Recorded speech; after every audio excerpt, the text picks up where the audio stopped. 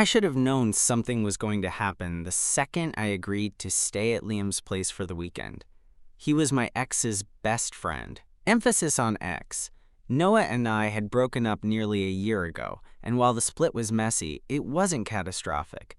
The kind of breakup where you unfollow each other on everything, but still end up in the same room sometimes because mutual friends are a bitch. Liam had always been a weird variable in that whole situation. He wasn't cold to me after the breakup, which was rare. Most people pick sides. But Liam? He stayed neutral. Like Switzerland, if Switzerland had sleeve tattoos and a calm, deep voice that made you lean in without realizing it. We weren't close while I was with Noah. Liam and I mostly orbited each other. He was around, but we didn't really talk unless we had to. But after the breakup, there were the occasional texts, a meme, a "you good?" A late-night song, wreck out of nowhere. Never flirty, just thoughtful, weirdly thoughtful. So when I was between apartments and Liam offered to let me crash at his place for a couple days, I said yes. I didn't think too hard about it. Liam felt safe. Chill. The kind of guy you could split a six-pack with on a porch and talk about how dumb adulthood is. The first night was uneventful. He gave me the guest room. We watched some ridiculous movie, drank a few beers, and went to bed like normal grown-ups. The second night is where things shifted. We were on his couch, halfway through a six-pack, swapping dumb stories from college. I remember laughing so hard I actually snorted, and Liam looked over at me like I'd just done something incredible. "You're different now," he said. I blinked. "What does that mean?" He shrugged, eyes still on me. "I don't know. Lighter, maybe. Like, you're not carrying so much." I didn't know what to say to that, so I just took another sip of my beer and looked away. He didn't push. That's the thing about Liam. He never pushes. He lets silences hang in the air until you either fill them or don't. But they never feel uncomfortable. And maybe that's why I ended up talking. I told him I'd been floundering a bit since Noah and I split. How I hated how quiet my apartment felt. How dating had turned into this exhausting cycle of small talk and fake interest. I told him I felt lonely, even when I was with people. Liam just listened. No advice, no jokes. Just that calm presence. "I know the feeling," he said finally. That's it. No backstory, just a simple sentence that landed heavier than anything else in the room. Then he kissed me. It wasn't dramatic or planned. It just happened. His hand was suddenly on my jaw, and his mouth was on mine, and my brain short-circuited for a second. I should have pulled away instantly. I should have said something, but I didn't. Because something about it felt right.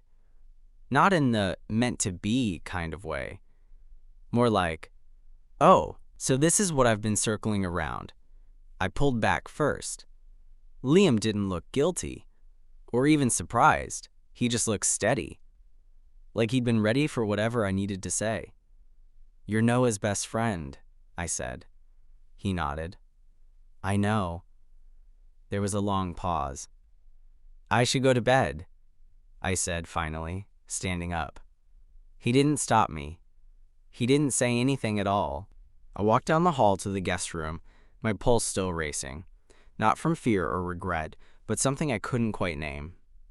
I didn't sleep that night. When I finally fell asleep, it was sometime past 4 a.m., and it felt more like passing out than resting. My body was still buzzing from the kiss, like it had left a live wire under my skin. I kept replaying it in my head. How soft it was, how unhurried. There was no awkward teeth clash, no fumbling. It was careful, almost too careful, like he knew exactly what line he was crossing and didn't want to break anything in the process. And now I was wide awake again at 7:48, staring at the ceiling of Liam's guest room, wondering what the hell I was supposed to do next. I showered to kill time and avoid the kitchen. The water was either too cold or too hot, and my thoughts kept bouncing between was that a mistake and why didn't I stop him? I could have chalked it up to alcohol. It would have been easy. Just two guys, slightly drunk, emotionally open, lines blurred by the hour and the lighting. But I wasn't drunk. Not really. I remember every second of it. I remember wanting it. By the time I padded out to the kitchen in fresh clothes, Liam was already at the stove, barefoot, hair wet, wearing a worn gray t-shirt and plaid pajama pants. He didn't look up right away, but the moment felt normal. Too normal. "Hey," he said, flipping a pancake. "Hey." He glanced over his shoulder. "Hope you like banana pancakes." I had one ripe one and no idea what to do with it. "Yeah," I said, leaning against the counter, arms crossed. "Sounds good." The silence that followed wasn't quite comfortable, but it wasn't strained either. It just hung there, waiting to be defined. He finally turned to face me, spatula still in hand. "About last night." I cut him off without meaning to. "You don't have to explain." His eyebrows lifted slightly, but he didn't look surprised. "I'm not apologizing," he said. That made me blink. "I just didn't want you thinking it was some random thing." "It wasn't. I've been—" He trailed off, then gave a small shrug. "It wasn't nothing." That hit harder than I expected. I swallowed. "But you're straight?" he offered, a faint smirk forming. "I don't know, man. That label's been feeling more like a costume lately." I looked at him then. Really looked at him. He wasn't messing with me. There was no grin waiting to reveal it was a joke. No condescending laugh in the wings. This was real. And now it was in my hands. "You're Noah's best friend," I said again, softer this time. Liam nodded. "Yeah." "You think he's going to be cool with this?" He gave a dry laugh. "No, definitely not." I rubbed the back of my neck. "Then what are we doing?" Liam turned off the stove and walked around the island until he was standing in front of me. Not close. Not pushing. Just there. "I don't know," he said honestly, "but I know I want you here, and not just for the guest room." The weight of that landed in my chest like a punch wrapped in cotton. "I don't want to screw things up," I said. "Then don't," he replied simply. It was the most Liam thing to say. No dramatics, no promises, just a choice. I could leave it alone, I could pack my bag, thank him for his hospitality, and write the whole thing off as a confused moment in the fog of transition. Or I could stay. Let it unfold. Let myself feel this, whatever this was. I sat down at the table, and Liam slid a plate of banana pancakes in front of me like we hadn't just been talking about setting fire to the friendship triangle we were standing in. And maybe that was the moment I knew. Not because of what he said, but because of how damn normal it felt to share breakfast with him after a kiss like that. Like it wasn't forbidden. Like maybe we'd already crossed some invisible line, and the world didn't end. Maybe it was just beginning. The pancakes were good. Too good, honestly. Like Liam had no business making something so sweet and comforting after the night we'd had. My stomach was tying itself into knots, but I still cleaned my plate because it gave me something to do with my hands. He didn't press me for answers. He didn't hover. He just sat across from me with his own plate and his quiet, unreadable face like we were just two roommates starting the day. Eventually, I had to say something. "So, are we going to talk about what this means?" Liam pushed his plate forward and leaned his elbows on the table. "I think we're already doing that." "Not really," I said. "We're kind of dancing around it." He nodded, chewing his bottom lip for a second before speaking. "Okay. What do you want to know?" I hesitated. "Is this a one-time thing?" "No." I looked at him. He met my gaze. Steady. Certain. "It's not a one-time thing. Not for me." I wasn't used to that kind of honesty. Not without complications, not without someone trying to soften the blow or dress it up with ifs and maybes. Liam wasn't doing any of that. He was just giving me the truth, plain and steady. "I didn't think you'd ever look at me like that," I admitted. "Especially not after everything with Noah." "I didn't think I would either," he said. "But I kept thinking about you, even when I tried not to. Especially when I tried not to." I stared down at my empty plate, unsure what to say next. There was so much I wanted to ask, but most of it boiled down to, "Are you sure?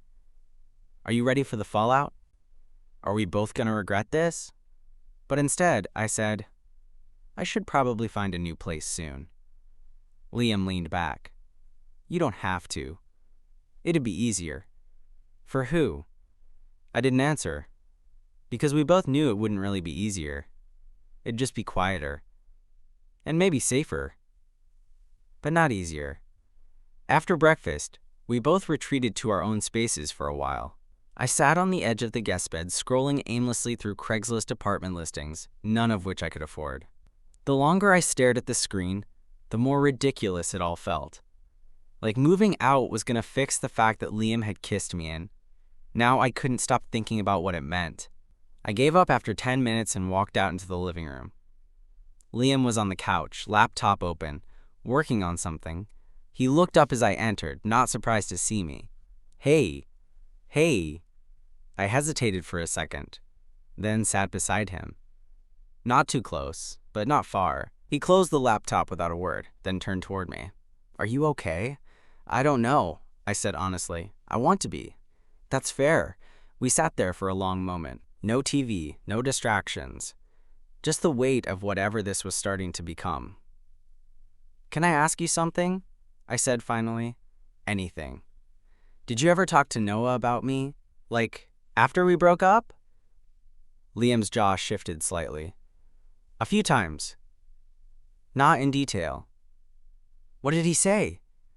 Liam looked down at his hands for a second before answering. He said I should stay away. That getting close to you would be crossing a line. And you didn't listen. He glanced up at me. No.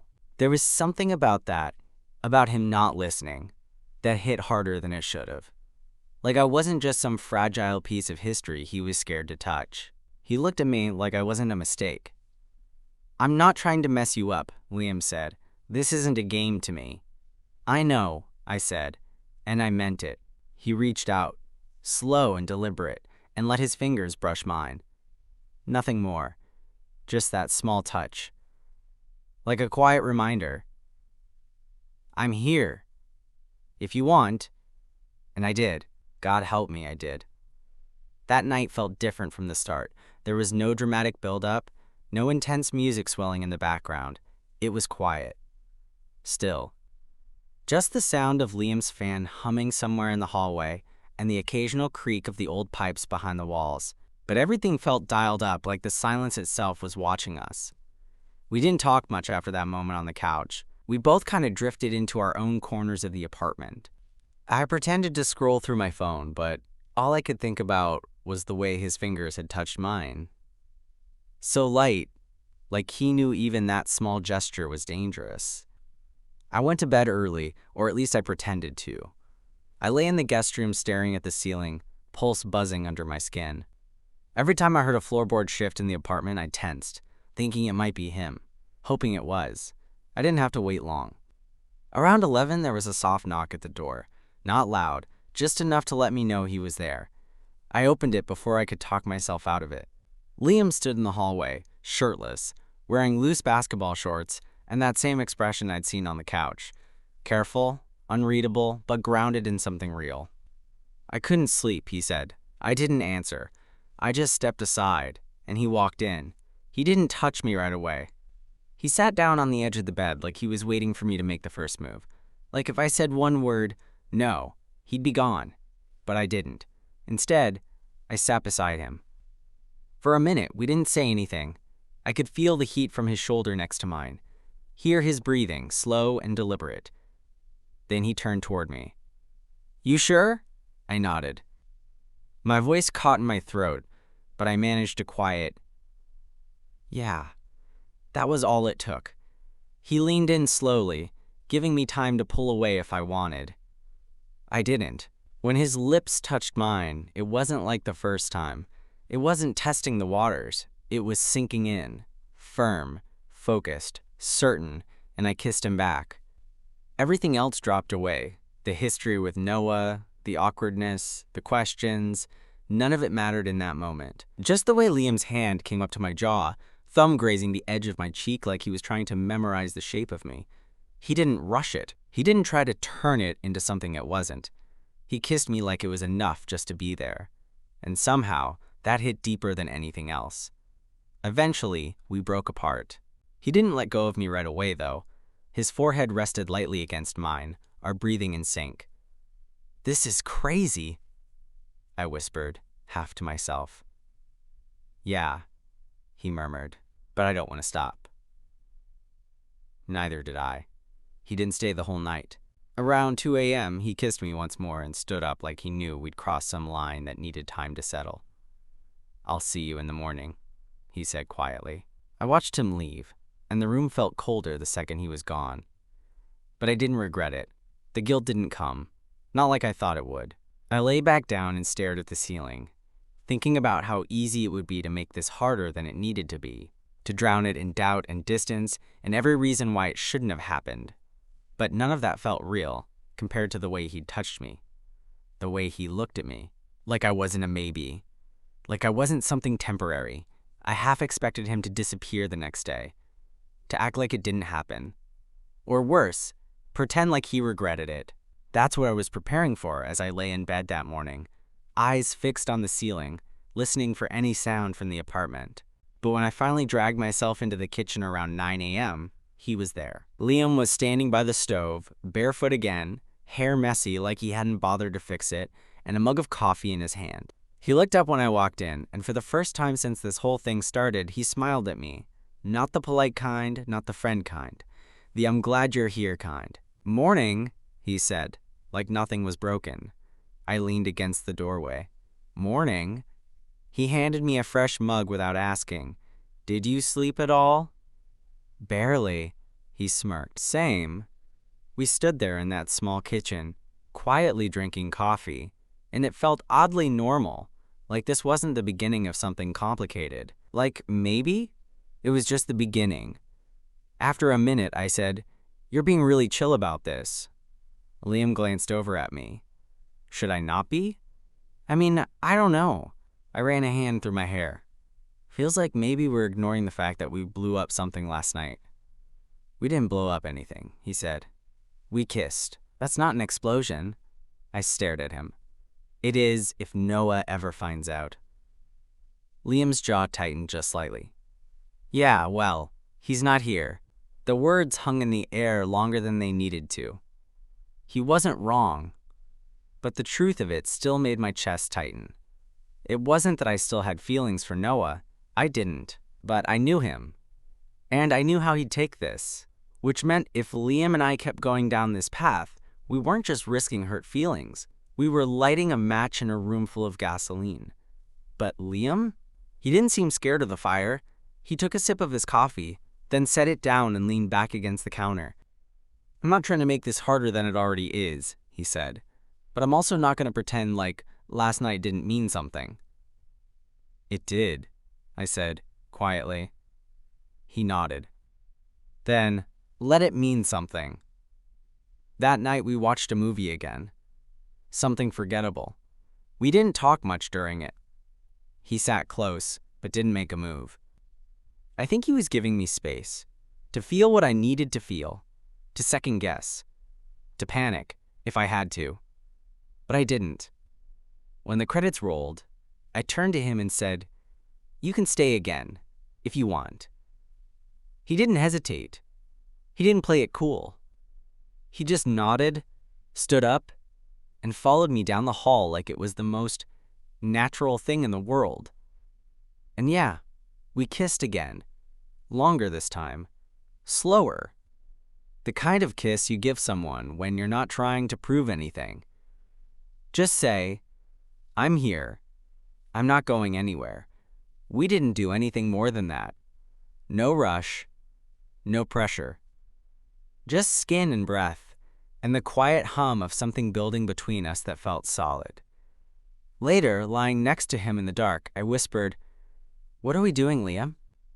And he whispered back, "Something honest." That's what it felt like. Honest. Scary as hell, sure, but real. He fell asleep before I did, his hand still resting loosely over mine. And I just lay there, staring into the dark, wondering how something so soft could feel so dangerous. And why, for the first time in a long time, I didn't want to run from it. The thing about doing something you're not supposed to is that, For a while, it feels like you're getting away with it. Liam and I fell into this rhythm. Slow, careful, quiet. Days were the same as before. We'd talk, joke, cook, go on with life like we were just two guys sharing an apartment. But nights? That was different. He'd knock, or sometimes just show up at the door of the guest room with this quiet look that didn't need explaining. And I'd let him in. We didn't always kiss. Some nights, we just lay there, back to back, or shoulder to shoulder, breathing in sync, saying nothing at all. There was something sacred in the silence. Like the space we made for each other after dark didn't need to be explained, only felt. But it couldn't stay like that forever. Because secrets have weight, and this one was starting to pull at me. It was 2 weeks after the first kiss when everything cracked. We were supposed to meet up with some mutual friends at this bar downtown. Liam had been reluctant. He never liked going out, but I pushed for it. Said we should act normal. He just gave me a look and said, define normal. Noah was going to be there. I hadn't told Liam that part. We got to the bar around 8. Liam wore a black button-up, sleeves rolled just enough to show a sliver of the tattoo on his forearm. I kept sneaking glances at him on the subway ride over, heart hammering like it knew something I didn't. Noah spotted us first. He walked over with his usual half-smile, pulling me into a quick hug that felt more awkward than I wanted it to. Didn't know you two were still hanging out, he said, nodding between us. I tried to play it cool. Yeah, just crashing at his place for a bit. Between leases, Noah turned to Liam. That so? Liam's face didn't give anything away. Yep, there was a long pause, and I felt it. That shift in the air. Like Noah was trying to piece something together. He didn't press, though. Just clapped me on the back and said, "Drinks on me." The night dragged. Everyone else was talking, drinking, laughing like nothing was off, but Liam was quiet. His eyes kept drifting toward me, not in a needy way, more like he was bracing for something. Around midnight, I slipped out to get some air. A minute later, I heard the door swing open behind me. "You didn't tell me he'd be here," Liam said. I sighed, not turning around. "I didn't think it'd be a big deal." "It's a huge deal," I faced him. "Why? Because we kissed? Because you've been sleeping next to me every night like that doesn't mean anything." His jaw clenched. "Of course it means something." "Then what are we doing?" I asked again, this time sharper. "Because it feels like we're just pretending nothing's happening during the day and then hoping no one finds out at night." Liam stepped closer. "You think I don't want to tell people? You think I'm ashamed?" I swallowed. "I don't know." "Well, I'm not," he said, quieter now. "I'm just trying to figure out how to do this without burning everything down." His voice cracked a little at the end, and something in my chest softened. "I'm not asking you to light a fire," I said. I need to know this is real. That it's not just a comfort thing. Or you're here and he's not kind of thing." Liam looked at me then. Really looked at me. And he said, "You're not a placeholder. You never were. I don't know who moved first. Maybe we both did. But suddenly we were kissing, harder this time, messier, not careful, not cautious, just raw, the kind of kiss you don't walk away from easily." When we pulled apart, he rested his forehead against mine. "I'm in this," he whispered. "With you. For real." And in that moment, for the first time, I believed him. After that night, something changed. Not in the world. Noah didn't find out. No one staged an intervention. The earth didn't tilt on its axis. But in us. We stopped pretending. There were still no grand declarations. No social media announcements. But the next morning, Liam kissed me in the kitchen while the coffee brewed, and he didn't look over his shoulder like he was waiting to be caught. He kissed me because he wanted to. Because we'd earned this, quietly, slowly, in the dark corners of doubt and uncertainty. Later that week, I started bringing my stuff into his room. Not all at once. A charger here, a hoodie there. By the time he finally said, "You're basically living in here," I just shrugged and said, "Your fault." He didn't argue. There was a Saturday when we stayed in all day, ordering food, watching a terrible documentary, and dozing off in shifts. Around 5 p.m., I woke up with my head on his chest, and I just stared at him for a while, at how relaxed he looked, mouth slightly open, chest rising and falling. And I thought, this could be my life. It wasn't about intimacy, or rebellion, or even the weird thrill of breaking the rules we thought we were supposed to live by. It was about how Liam made me feel like I wasn't carrying anything alone anymore, like I could breathe around him. Still, the Noah question hung between us like fog, not always visible, but always present. We didn't talk about it again until it became unavoidable. A few weeks later, Liam got a text. Just one line. "You and him? Seriously? Noah." I saw Liam staring at his screen, jaw tight, thumb hovering like he didn't know whether to respond or throw the phone across the room. I didn't ask how Noah found out. I didn't need to. "He'll get over it," Liam said finally, setting the phone down. "You sure?" He looked at me. "No, but I'd rather have you than his approval." That hit me like a gut punch and a gift at the same time. We didn't talk about it again that night, or the night after. But he didn't hide me, and I didn't hide from it.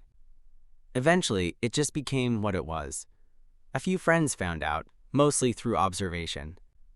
People noticed the way Liam stood closer to me now, how our knees touched under tables, how we'd share a look across the room like it meant something. Because it did. Some were supportive, some were weird about it, a few pulled away quietly, but most stayed. And the ones who mattered, they never made us explain. That's the thing. I used to think love had to be loud, that it had to announce itself in dramatic speeches or public shows of affection. But Liam taught me that love can be soft too, quiet. It can slip in while you're cooking dinner, or folding laundry, or falling asleep to the same movie you've both seen 100 times. It can be a hand on your leg at the movies, a post-it note with a dumb drawing on the bathroom mirror, a shared glance when someone says something that reminds you of your first night together. It wasn't perfect. We argued sometimes. We misread each other. There were days I wondered if we'd started something we couldn't sustain. But every night, I fell asleep next to him. And every morning, he was still there. So yeah, maybe it started with a kiss I wasn't supposed to want. But the truth? It was never about the kiss. It was about the fact that he kissed me like I wasn't a secret. And I let him.